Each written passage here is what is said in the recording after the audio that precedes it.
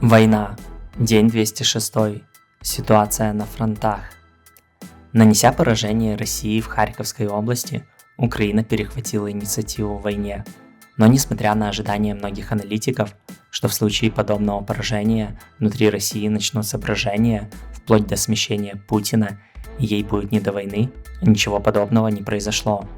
Население России все еще поддерживает войну, а Путин отчаянно ищет помощи, торгуя геополитическими интересами на других направлениях и предавая союзников. Его режим все еще крепок, и он намерен продолжать воевать, по крайней мере, до очередного серьезного поражения. Восток.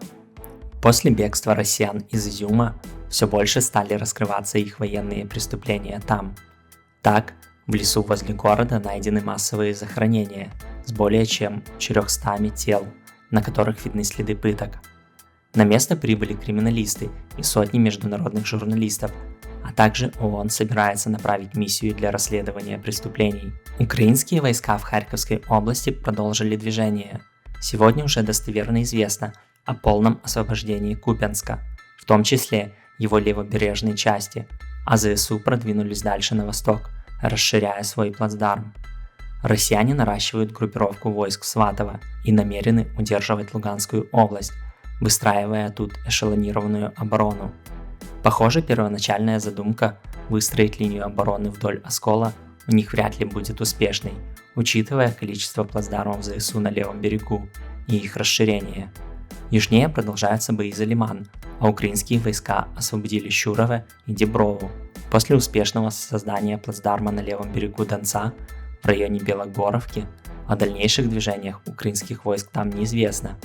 Кременная находится под контролем России. Дальше бои за Верхнекаменское, Спорное и вдоль трассы Т-1302. И российские войска продолжают атаковать подступы Бахмута. О каких-либо изменениях на других участках фронта неизвестно. Юг. Россия нанесла повторный удар по гидротехническим сооружениям в Кривом Роге.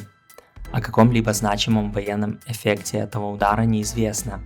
Украинский плацдарм на левом берегу, которому по идее мог помешать разлив Ингульца, ничуть не пострадал и за последнее время только расширился, настолько, что его можно насытить достаточным количеством войск для дальнейшего наступления.